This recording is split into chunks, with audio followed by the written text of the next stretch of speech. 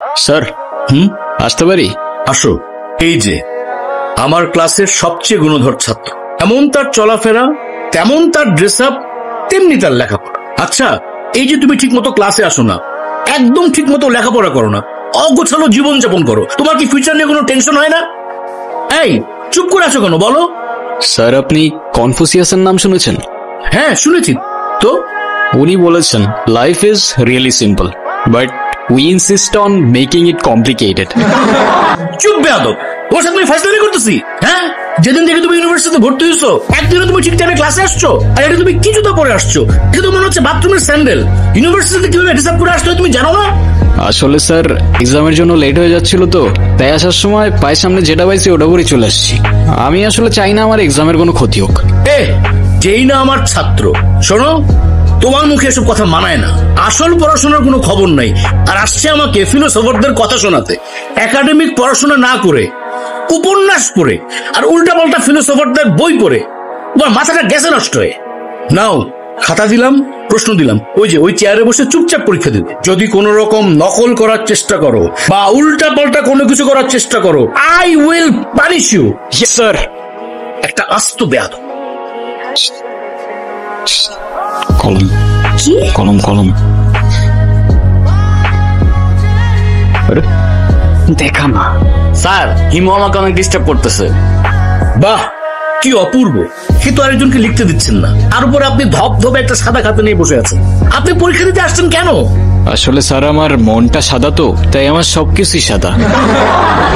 চুপ বেয়াদব, এক্ষুনি আমার ক্লাসরুম থেকে বেরো যাও, বেরো যাও, যাও। ওই শুভ্র দাঁড়া। কি সে বল? কিরে সমস্যা কি? ডাকে শুনুস না বাবার স্যার? আজকে এক্সামের মধ্যে দেখাইতে বললাম। কি করলি তুই? আমরা এক ক্লাসে পড়ি, ডাক দিস একটু দেখাবি না? কি করলি? উল্টা স্যারে বলে দিলি। কেন এটা কেন করলি? হ্যাঁ এই ও তোমাকে কেন দেখাবে? ও তোমাকে কেন দেখাবে? তোমার নিজের কি ব্রেন নাই? তোমার কি জ্ঞান বুদ্ধি কিচ্ছু নাই? তুমি বাসা থেকে পড়াশোনা করে আসতে পারো না? তুমি চুপ থাকো, আমি তোমার সাথে কথা বলতেছি। এরা কেন? ও কেন চুপ থাকবে? আর ও তো ঠিকই বলছে, তুই বাসা থেকে লেখাপড়া করে আসতে পারস না। তুই কিন্তু মুখে মুখে কথা বলতেছস। হ্যাঁ করতেছি তো, কি হয়েছে? কি করবি তুই? কি করবো না?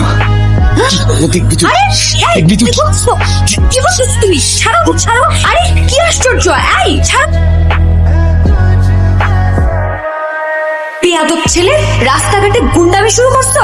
বস্তির ছেলে কোথাকার! আরে তোমার তো দেখতেই বোঝা যায় যে তুমি একটা বস্তির ছেলে, পোশাক আশাক সবকিছু বস্তির ছেলে। বেয়াদব কোথাকার! আই চল। কি রে তুই এই বয়া কি করতাছস? গেম খেলতেছি মামা, গেম খেলতেছি। তুমি এই বয়া বয়া গেম খেলতেছো আর ওদিকে তোমার পাখির লেগ পারে একা একা বয়া রইছে। কে ইরা? হ্যাঁ যাও একটু আদর যত্ন কইরা দিয়া হও মামা। কি বলস মামা? ইরা ইরা ইরা। কি ব্যাপার রকি, কিছু বলবা? তুমি জানো না কি বলবো? শোনো, আমি তোমাকে আগেও বলছি, এখন আবার বলছি, তোমাকে আমি পছন্দ করি না আর কোনোদিন করবো না, বা শেষ। আসিফ আর রকির কথাবার্তা শুনে তো সুবিধার মনে হলো না। ইরা তুমি কি ভেবে বলছো? তুমি জানো এর পরিণাম কি হতে পারে? রকি ইরার কাছে গেল, ইরা লেকের পারে একা বসে। কি? এর পরিণাম কি হতে পারে মানে? শোনো, আমি ভেবে বলতেছি, আর তুমি আমাকে স্বপ্নেও কোনোদিন ভাববে না। যাও তো যাও, আমাকে ডিস্টার্ব করবে না, যাও এখান থেকে যাও। তোর আমি ইরাকে নিয়ে কেন ভাবতেছি? ইরা তাহলে আর কি? কিন্তু রকি ছেলেটাও তো ভালো না। প্রেম যেহেতু করবাই না, তোর ইরার সাথে কোনো ঝামেলা করবে না তো? প্রেম করে যেটা করতাম সেটা করে ফেলি। আরে কি আশ্চর্য! রকি রকি হাত ছাড়ো, রকি! আরে কি রকি!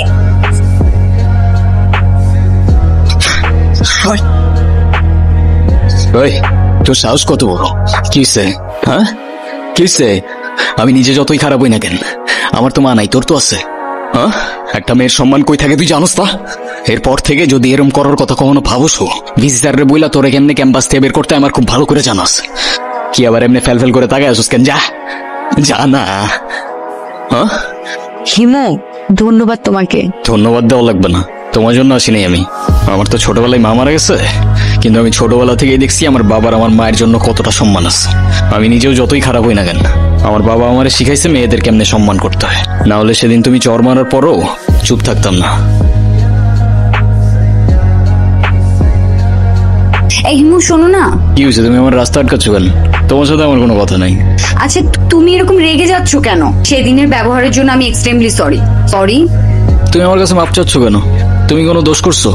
এ সরো তো, তোমার সাথে কোনো কথা বলার ইচ্ছা নাই আমার। আরে শোনো না, প্লিজ আমাকে এবারের মতো ক্ষমা করে দাও। আমি না বুঝে ভুল করে ফেলেছি। সরি বললাম তো, সরি।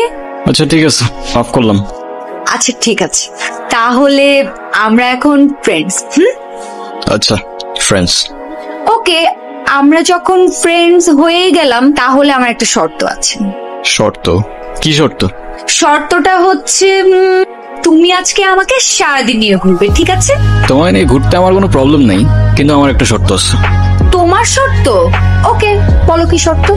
আমরা ঘুরবো ঠিক আছে, কিন্তু সেটা পায়ে হেঁটে, কারণ পায়ে হেঁটে ঘোরার মতো মজা আর অন্য কিছুতে নেই। আচ্ছা আচ্ছা ঠিক আছে, তাই হবে। তুমি যেমন রহস্যজনক, তোমার শর্তগুলো কেমন জানি প্যাঁচা। চলো।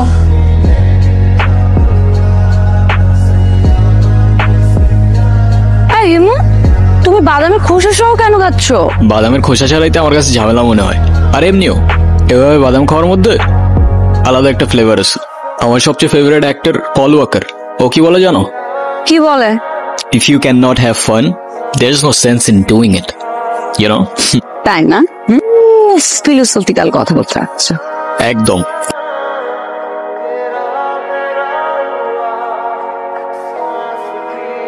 ওই কি হইছে?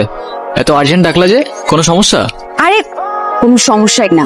আর ভাই শাফিন আছে না, হ্যাঁ। শাফিনের বার্থডে, ওর জন্য কিছু কেনাকাটা করতে। চল। তোমার আবার ভাই আসলো কোত্থেকে? সেটা তোমার বুঝতে হবে না, চল তো চল। এই হিমু, তোমার এই যে চুলগুলো, এগুলো যে এত এলোমেলো অগোছালো, সবসময় দেখলে একদম তোমাকে পাগলের মতো লাগে। লোকজন কি ভাবে বলো তো? আমার কাছে সেটা মনে হয় না, আমার কাছে তো এমনিই ভালো লাগে। তোমার কাছে যেটা পাগলের মতো, ওটা আমার কাছে ডিসেন্ট, নর্মাল। ডাইজনিস কি বলছে জানো? It is not that I am mad, it is only that my head is different from years. বুঝছো? বাবা, কি কল আসছে, দাঁড়ো। হ্যাঁ বাবা, কি হয়েছে? আচ্ছা তুমি থাকো, আমি আসতেছি। এ মামা রাখেন তো একটু, রাখেন রাখেন। এরা আমার না মনে হয় এখন যাওয়া উচিত, বাবার শরীরটা খারাপ। উচিত মানে কি? এক্ষুনি যাবে? যাও যাও যাও, তাড়াতাড়ি যাও। আচ্ছা তুমি সাবধানে যাও তাহলে। আচ্ছা এটা ধরো। এগুলো কেন? এগুলো তোমার তোমার জন্য কিনেছি। আমার মানে? তোমার জন্য মানে এগুলো আমি তোমার জন্যই কিনেছি। নিজে থেকে তো কখনো কিছু কিনবে না, থাকবে পাগলের মতো অগোছালো। এখন থেকে তোমাকে গুছিয়ে দেওয়ার দায়িত্বটা আমিই নিলাম। হায় রে, তুমিও না পারো। আচ্ছা সাবধানে যাও। এই দাঁড়াও, এক মিনিট। আবার কি? এটা ধরো, এটা কি? Hair spray. এটা আবার কখন কিনলা? ওই যে তোমাকে যখন আসতে বললাম, আমি ওয়েট করছিলাম তখন কিনেছি। আচ্ছা ঠিক আছে, বুঝলাম hair spray, but hair spray দিয়ে আমি করবো কি? হেয়ার স্প্রে দিয়ে মানুষ কি করে বলো তো? এই যে তোমার পাগলের মতো যে হেয়ার গুলো, এগুলো হেয়ার স্প্রে দিয়ে ভালো করে সেট করবে, সেট করে তারপরে চলাফেরা, ঠিক আছে? আচ্ছা ঠিক আছে, আচ্ছা তুমি সাবধানে যাও। এই মামা চলেন। হ্যালো হিমো, গুড মর্নিং। কি ব্যাপার, এত সকাল সকাল কল দিছো কেন? কি এটা এত সকাল? সকালে কোনোদিন ঘুম থেকে উঠেছেন আপনি? উঠলে বুঝতেন এটা এত সকাল না, সকাল 9টা বাজে। 10টার দিকে আমাদের ক্লাস শুরু হয়ে যায়। আরে আমি কখনো টাইম মতো ক্লাসে গেছি নাকি? সেটাই, সময় মতো ক্লাসে যাননি, কিন্তু এখন থেকে প্রত্যেকটা দিনই সময় মতো ক্লাসে যাবেন, আমি বলেছি তাই। সরি, পারবো না। পারবে না তাই তো? আচ্ছা ঠিক আছে, তোমার পারা লাগবে না। আজকের পর থেকে তুমি আমার সাথে আর কোনো কথা বলবে না, আমিও তোমার সাথে কথা বলবো না। রাখছি, বাই। এই দাঁড়াও দাঁড়াও, আরে রাগ করো কেন? আচ্ছা ও ঠিক আছে, আসতেছি আমি। শোনো, এমনি এমনি আসলে কিন্তু হবে না। কালকে তোমাকে আমি যা যা কিনে দিয়েছি ওগুলো পরে পরিপাটি হয়ে তারপরে আসবে, ঠিক আছে? আচ্ছা ঠিক আছে, বুঝছি। এখনো তুমি কিছু বোঝোনি।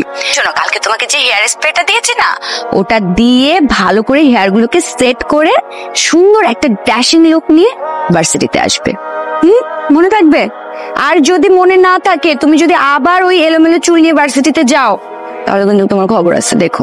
হ্যাঁ বুঝছি। বুঝলেই ভালো। শোনো, তাহলে আমি এখন রাখছি, ভার্সিটিতে দেখা হচ্ছে।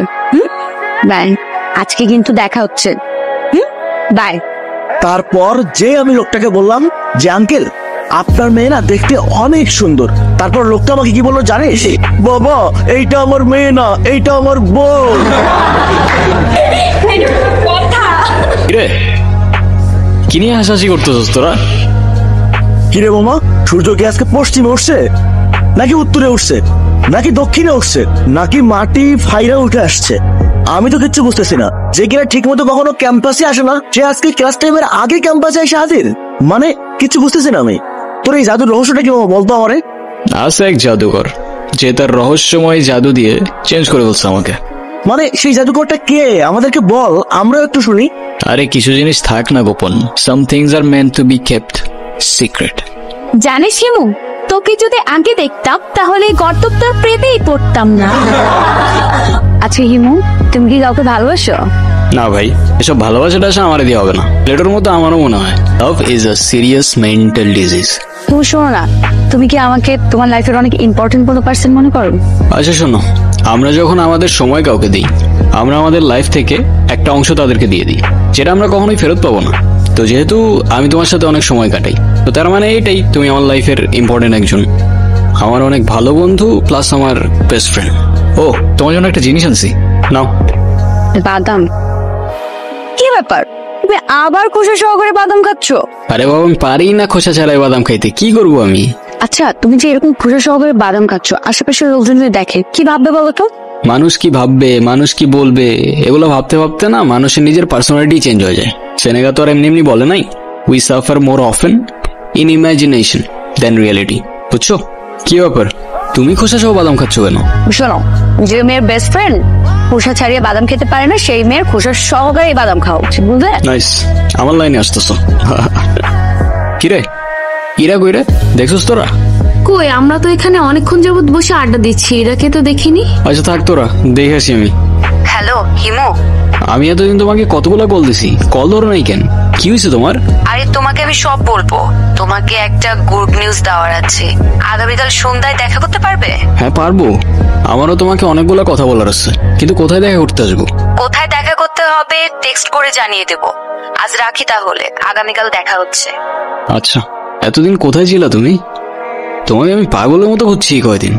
হিমু, মাঝে মাঝে কিন্তু হারিয়ে যাওয়া মন্দ কিছু না, ভালো তো।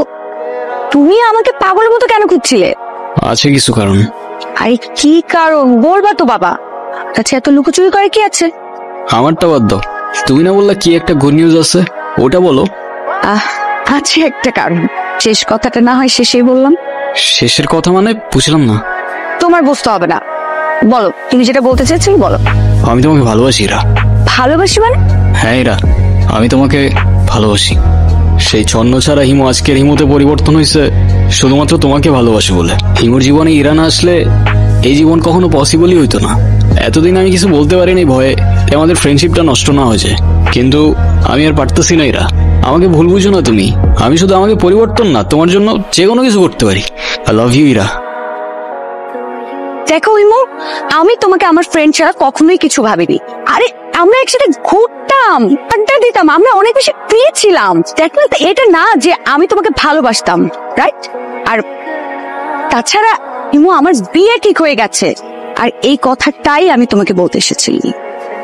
ও আরেকটা কথা, আজকের পর থেকে আর কোনো দিন তুমি আমার লাইফে ব্যাঘাত ঘটাবে না। আমাদের আর কোনোদিন দেখা হবে না, এটাই আমাদের শেষ দেখা। ভালো থেকো।